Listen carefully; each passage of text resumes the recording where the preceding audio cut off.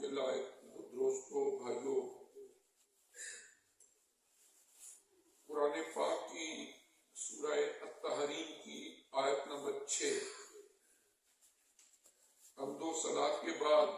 آپ کے سامنے تلاوت کی ہے، اور اسی آیہ کریمہ کی روشنی میں آج ہماری گفتگو کا موضوع ہوگا کہ ہم اپنے گھروں کا ماحول دینی کیسے بنائیں۔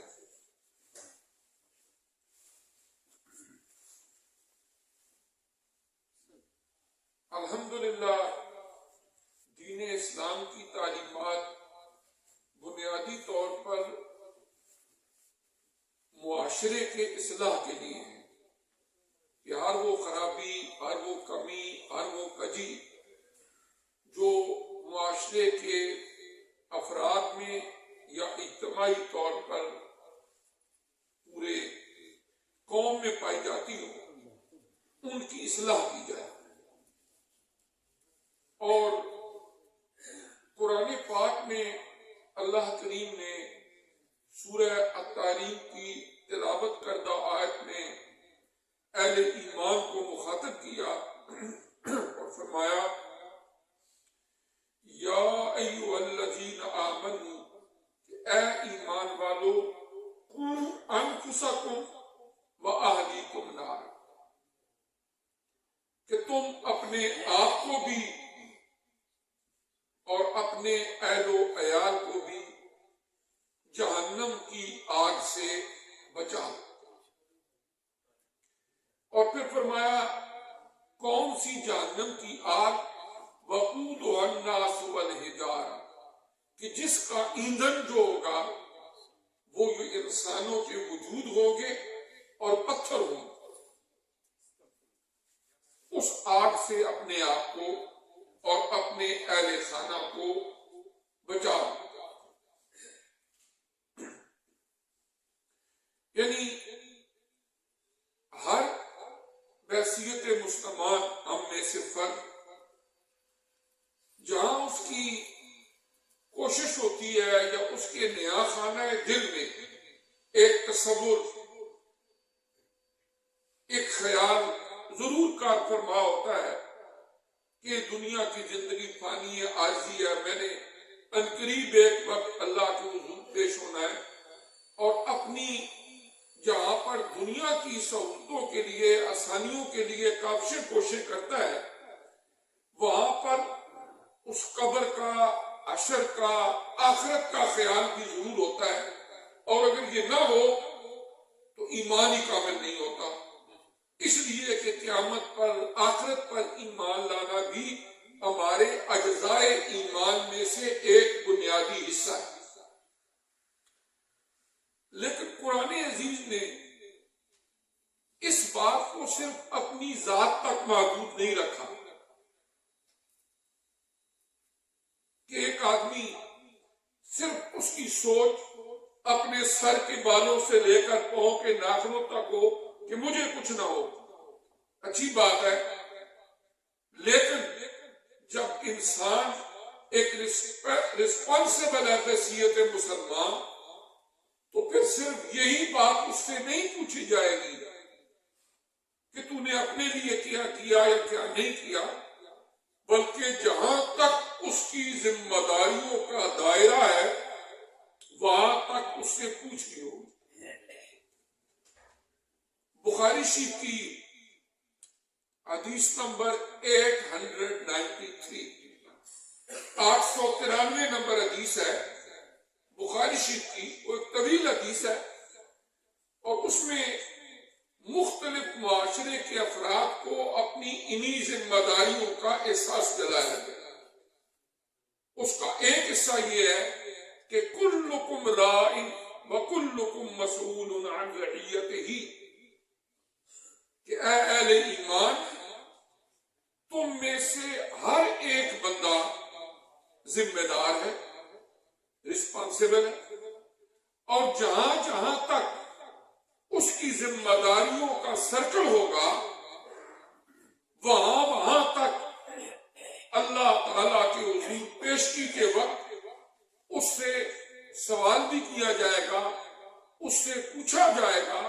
اور وہ اس پر جواب دہ ہو۔ اور اسی حدیث مبارکہ کا ایک حصہ یہ ہے وَالرَّجُلُ رَاعٍ فِي أَهْلِهِ وَهُوَ مَسْئُولٌ عَنْ رَعِيَّتِهِ، ایک مرد کو جو گھر کا سربراہ ہوتا ہے، آقا علیہ السلام نے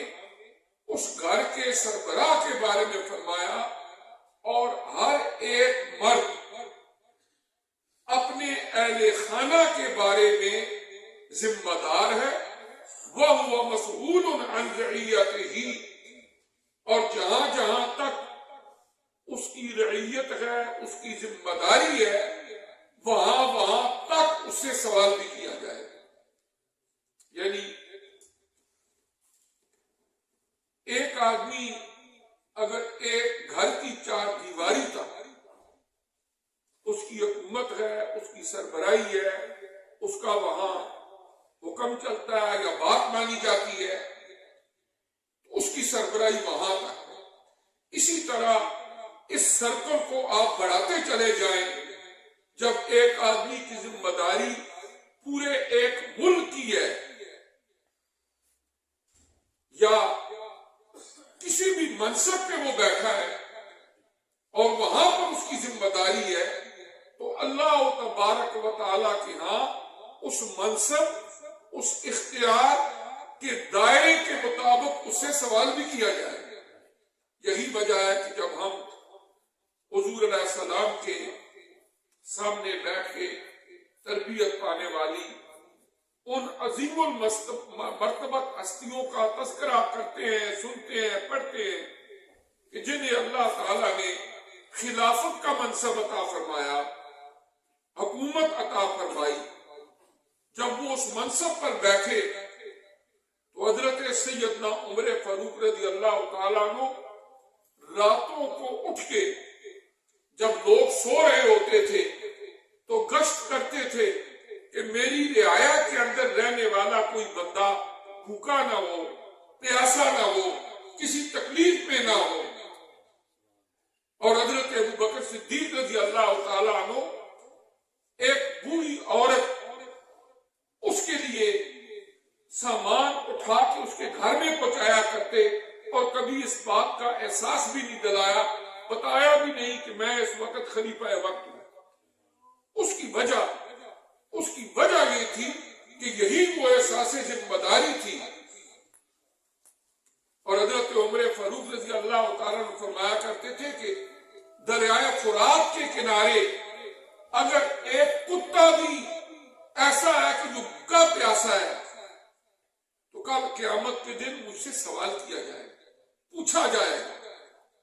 تو یہ ذمہ داری کا احساس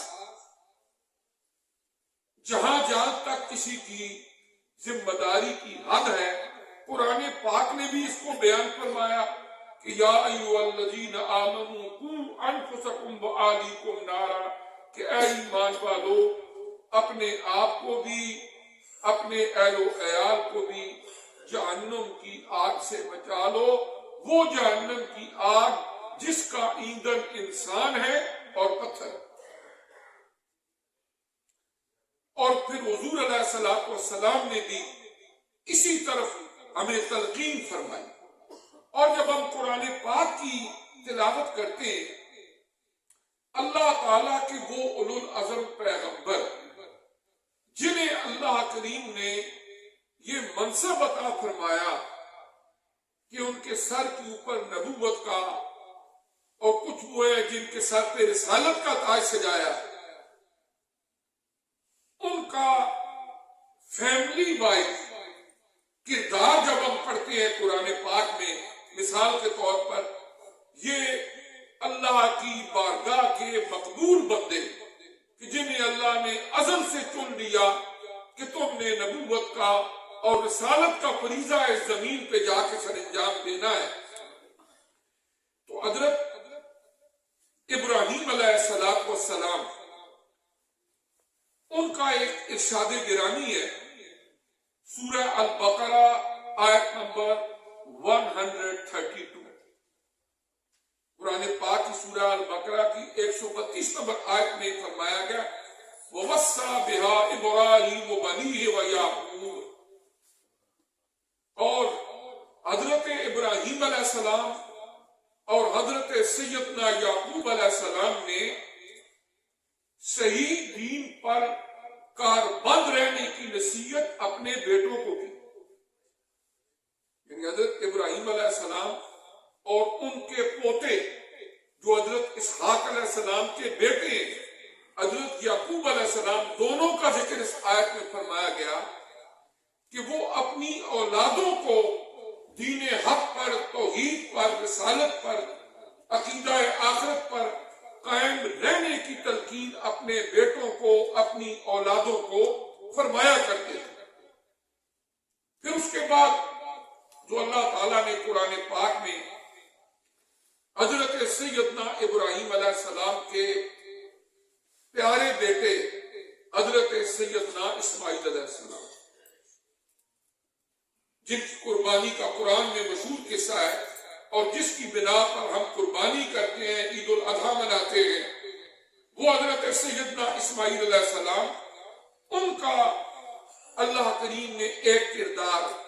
سورہ مریم آیت نمبر 55 اللہ پاک فرماتا ہے وَقَانَ يَأْمُرُ أَهْلَهُ بِالصَّلَاةِ وَالزَّكَاةِ کہ حضرت اسماعیل علیہ السلام اپنے گھر والوں کو نماز کی ادائیگی کی اور زکوٰۃ ادا کرنے کی تلقین فرمایا کرتے ہیں کہ وہ بھی اپنے گھروں کا ماحول بہتر رکھنے کے لیے یہ انبیاء کرام بھی اپنے بچوں کو، اپنے اہل خانہ کو نیکی کی تلقین کیا کرتے ہیں۔ اور پھر حضرت یعقوب علیہ السلام کے بارے میں بھی قرآن پاک نے فرمایا کہ جب ان کی زندگی کا آخری وقت تھا تو انہوں نے اپنے بچوں کو بلایا، جن میں حضرت یوسف علیہ السلام جیسے اولو العزم پیغمبر بھی تھے، اور فرمایا کہ توحید پر قائم رہنا اور اللہ تعالیٰ کی اطاعت والی زندگی گزارنا۔ یہ حضرت سیدنا یعقوب علیہ السلام اپنی اولاد کو اکٹھا کر کے آخری وقت نیکی پر، اچھائی پر، بلائی پر، صراط مستقیم پر قائم رکھنے کے لیے نصیحتیں فرما رہے ہیں۔ پھر قرآن پاک میں اللہ تعالیٰ نے پوری سورت نازل فرمائی جس کا نام ہے سورہ لقمان۔ حضرت لقمان یہ سوڈان کے قریب ایک جگہ کے رہنے والے تھے، کالا سیاہ ان کا رنگ تھا، حبشی نسل تھے، حبشی نسل سے ان کا تعلق تھا، اور وہ بہت زیادہ حکمت، دانائی اللہ تعالیٰ نے ان کو عطا فرمائی جس سے وہ مالا مال تھے، اور اللہ تعالیٰ نے اس اپنے ایک مقبول بندے کے نام پر قرآن کی ایک سورت نازل فرمائی ہے جس کا نام ہے سورہ لقمان۔ اور ان کے بارے میں مفسرین کرام نے لکھا کہ ان کا نبی ہونا یا نہ ہونا کنفرم نہیں ہے، البتہ اللہ کے مقبول بندوں میں سے تھے، لیکن نبوت جو ہے وہ اس کے بارے میں کوئی کنفرم ایسی حدیث یا قرآن کی آیت یا ثبوت نہیں ہے۔ البتہ اللہ تعالیٰ کے خاص، اللہ کے قریبی بندہ ہونا، یہی اس کی علامت ہے کہ اللہ نے ان کے نام پر قرآن کی پوری سورت نازل فرمائی ہے، اور ان کی اچھائی والی، بلائی والی وہ باتیں جو امت مسلمہ کے لیے کارآمد تھی، ہماری ہدایت، رہبری اور اصلاح کے لیے اللہ نے قرآن کی آیات بنا کے انہیں قرآن عزیز کا حصہ بنا کے آقا علیہ السلام کے قلب اطہر پر نازل فرمایا۔ اللہ تعالیٰ نے حضرت لقمان حکیم ان کے بارے میں فرمایا وَلَقَدْ آتَيْنَا لُقْمَانَ الْحِكْمَةَ أَنِ اشْكُرْ لِلَّهِ، فرمایا کہ ہم نے حضرت لقمان کو حکمت، دانائی عطا فرمائی اور فرمایا کہ اللہ کا شکر ادا کرتے ہیں۔ یعنی اگر کسی کو، بندے کو اللہ تعالیٰ نے کوئی عقل مندی عطا فرمائی ہے، وہ بڑا انٹیلیجنٹ ہے، صحیح ہے، حافظہ بڑا اچھا ہے، یا فیصلے کی قوت بڑی اچھی ہے، ڈیسیژن پاور اس کی بڑی اچھی ہے، تو اس پر بندے کو گھمنڈ کا شکار یا تکبر کا شکار نہیں ہونا چاہیے، بلکہ قرآن کی آیت بتاتی ہے کہ اسے اللہ کی بارگاہ میں جھک کے سجدہ شکر بجا لانا چاہیے کہ اللہ پاک تو نے مجھے صحیح سلامت جسم، ذہن، عقل، فکر، شعور، ویژن عطا فرمایا۔ یہ نہیں کہ وہ اپنے آپ کو دوسروں سے بڑا بنا کے تکبر کا شکار ہو جائے۔ حضرت لقمان حکیم قرآن گواہ ہے کہ وہ حکمت، دانائی، سمجھداری رکھتے تھے، اچھے فیصلے کرتے تھے، اپنی اولاد کی انہوں نے اچھی تربیت کی، اور انہوں نے اپنی اولاد کو جو نصیحتیں فرمائی اللہ نے ان کو قرآن کا حصہ بنایا۔ ویسے تو نصیحتیں لوگ کرتے ہی رہتے ہیں، کوئی بڑے ہیں وہ چھوٹوں کو کرتے ہیں، کوئی ریلیشن نہ بھی ہو بلڈ تو لوگ دوسروں کو نصیحتیں، اچھائی بلائی کی باتیں بتاتے رہتے ہیں، لیکن ایک باپ جس کی خونی اولاد ہے، اس کے بچے فطری طور پر باپ کے اندر اولاد کے لیے جو اللہ نے شفقت پیدا کی ہے، یا ماں کی ممتا جو ایک یونیورسل ٹروتھ بن چکی ہے، وہ جب اپنے بچوں کو، بچیوں کو سامنے بٹھا کے نصیحت کرتے ہیں، اس میں کوئی لالچ نہیں ہوتا، کوئی ملمہ سازی نہیں ہوتی، بلکہ وہ انتہائی اخلاص پر مبنی ہوتی ہے۔ اسپیشلی جب والدین بڑی عمر کو پہنچ جائیں اور انہیں پتہ ہے کہ اب ہم نے جتنے دن بھی رہنا ہے دنیا کی زندگی میں خاصا ایسا گزار چکے ہیں، ارد گرد کے حالات، واقعات، جنازوں میں شرکت، اور اس سے انہیں ایک اسیسمنٹ ہو جاتی ہے۔ اب وہ اولاد کو آخری وقت جہاں پر اپنی جائیداد کے بارے میں، کاروبار کے بارے میں نصیحتیں کرتے ہیں، بیٹے یہ کرنا، میرے بعد یہ کرنا، یہ بھی ایک زندگی کا حصہ ہے، وہاں پر اولو العزم اللہ کے جو بندے ہیں، قرآن میں ان کے جو احوال حیات ملتے ہیں وہ یہ ہے کہ صرف دنیا کی ہی تلقین ان کو نہ کرے، بلکہ یہ بھی خیال رکھیں کہ یہ ہماری اولاد ہے، جن کے پاؤں میں چھوٹا سا کانٹا چبھ جائے تو ماں کو نیند نہیں آتی، باپ پریشان ہو جاتا ہے۔ کل کہیں ایسا نہ ہو کہ جب وہاں آگے تو جانا ہی جانا ہے، قبر برزخ کی منزلوں میں ہمیشہ ہمیشہ کی مصیبتوں میں گرفتار ہو۔ اس لیے ان کو وہ نصیحتیں بھی کریں جو ان کی ایک طرف دنیا سنوارے تو دوسری طرف ان کی آخرت کو بھی سنوارے۔ یہ اللہ تعالیٰ کے اولو العزم اور نیک بندوں کا طریقہ کار اللہ تعالیٰ نے قرآن میں بیان فرمایا۔ تو حضرت لقمان حکیم فرمایا وَإِذْ قَالَ لُقْمَانُ لِابْنِهِ، یاد کرو اس وقت کو کہ جب حضرت لقمان حکیم اپنے بیٹے کو فرما رہے تھے، وَهُوَ يَعِظُهُ، اس حالت میں کہ وہ اپنے بیٹے کو نصیحتیں کر رہے تھے۔ حضرت لقمان حکیم جو فرما رہے تھے وہ حالت یہ تھی کہ اس کو نصیحتیں کر رہے تھے۔ پہلی نصیحت یا بنی لا تشرک باللہ ان الشرک لظلم عظیم، کہ اے بیٹے شرک نہ کرنا، شرک ایک بہت بڑا ظلم ہے۔ اولاد کو پہلی نصیحت ان کے دلوں کے اندر خالص توحید راسخ ہو، شرک کی طرف نہ جائیں۔ اور شرک کیا ہوتا ہے؟ اللہ تعالی اور اس کی ذات بابرکات اور اس کی صفات میں کسی بھی دوسرے کو شریک نہ کرنا۔ وہ وحدہ لا شریک ہے، نہ اس کا کوئی باپ ہے، نہ اس کا کوئی بیٹا ہے، کائنات کا ایک ایک ذرہ مرز وجود میں آنے کے لیے اس کا محتاج ہے، اور وہ کسی کا محتاج نہیں۔ وہ اللہ، اس کا وہ تصور، وہ عقیدہ، وہ نظریہ اپنی اولاد کے دل و دماغ میں اتار دینا، یہ ماں باپ کی ذمہ داریوں میں سے ایک ہے۔ یعنی ہمارے ہاں عمومی طور پر جب ہم چھوٹے ہوتے تھے تو اسکولوں میں جاتے تھے، پہلے دن جب اسکول گیا تو ایک اتنے سائز کا ایک قاعدہ ہوتا ہے، ہم میں سے خاصے وہ لوگ ہیں جنہوں نے پڑھا ہوگا، پہلے دن وہ پڑھاتے ہیں الف انار بے بکری، اور میں نے والد صاحب میرے باحیات تھے اس وقت، تو ایک دن میری ان سے بات ہو رہی، وہ فرماتے جب ہم بھی پڑھتے تھے تو ہمیں بھی الف انار بے بکری پڑھایا ہے. ٹھیک ہے، ایک مسلمان ملک میں اگر صرف ایک بات کا ہی تبدیلی کر لی جائے، الف اللہ بے بسم اللہ، تو پہلے دن جو بچہ اسکول میں جائے گا جب اس کو ٹیچر پڑھائے گا الف اللہ، وہ پوچھے گا اپنی ماں سے ہوئے اللہ، اللہ کون ہے؟ اس کو بتائیں کہ اللہ وہ ہے جس نے ہمیں پیدا کیا، جس نے مجھے پیدا کیا، اللہ وہ ہے جو ہمیں رزق دیتا ہے.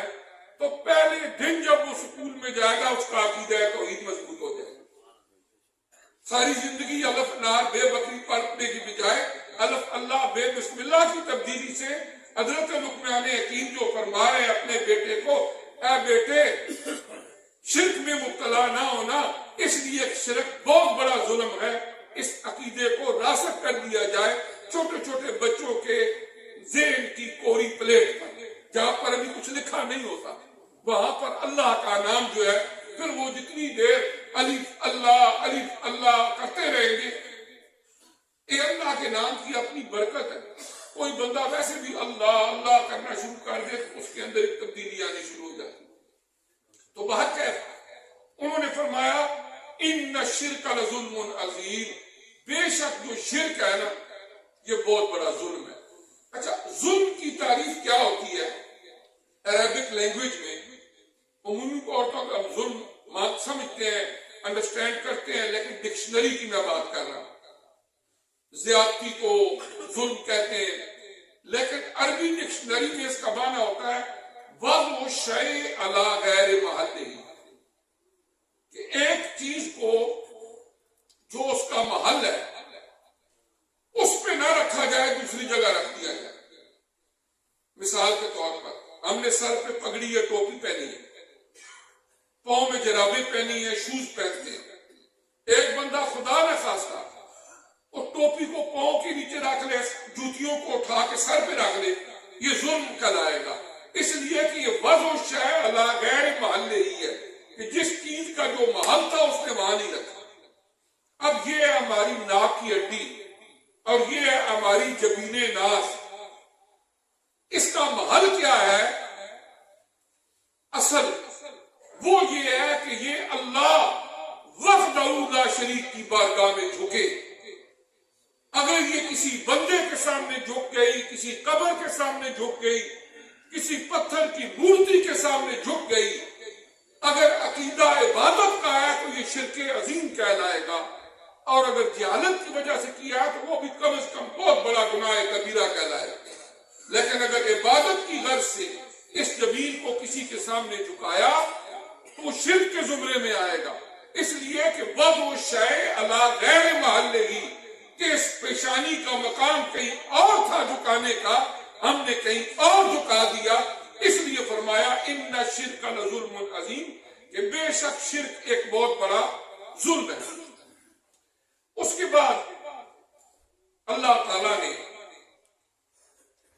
اولاد کو اپنی طرف سے بھی ان بٹوین ایک نصیحت فرمائی.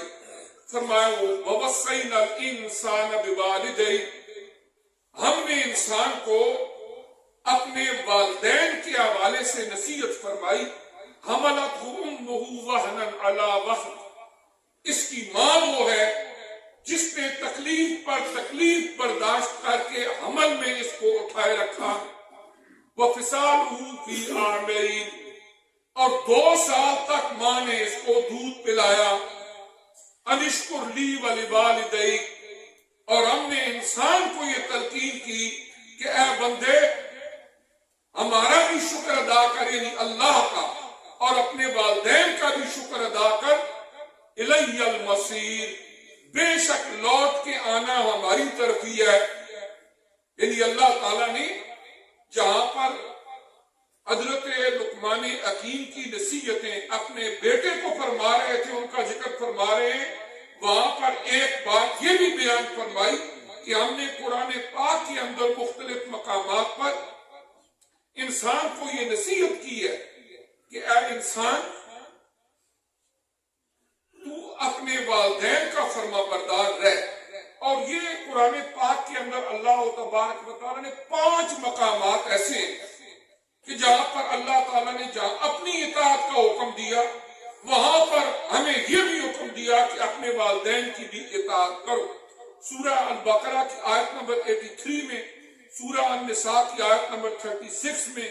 سورہ الانعام کی آیت نمبر 151 میں، اور سورہ بنی اسرائیل کی آیت نمبر 23 میں، اور ایک یہ جو سورہ لقمان کی آیت ہے، یہ 5ویں نمبر پر ہے کہ جس میں اللہ پاک نے ہمیں حکم دیا ہے کہ ایک طرف میری اطاعت کرو اور اپنے والدین کے ساتھ اچھا سلوک اور اچھا رویہ رکھو. اس کے بعد حضرت لقمان حکیم نے اپنے بیٹے کو جو نصیحتیں فرمائی، ان میں سے ایک یہ کہ یا بنی اقم الصلاۃ وامر، اے بیٹے نماز قائم کرنا، نماز کی بیٹے کو تلقین کرنا، یہ ماں باپ کے فریضوں میں سے ایک ہے. اور حدیث میں ہے کہ جب 7 سال کا بچہ ہو جائے اس کو نماز کی طرف لگاؤ، اس کو کہو نماز پڑھے، اور جب عمر 10 سال کی ہو جائے تو اس کو تھوڑی سختی بھی کرنی پڑے، پھر بھی اس کو نماز کا عادی بناؤ، اس لیے کہ تاکہ وہ پریپیئر ہو جائے کہ جب اس کے اوپر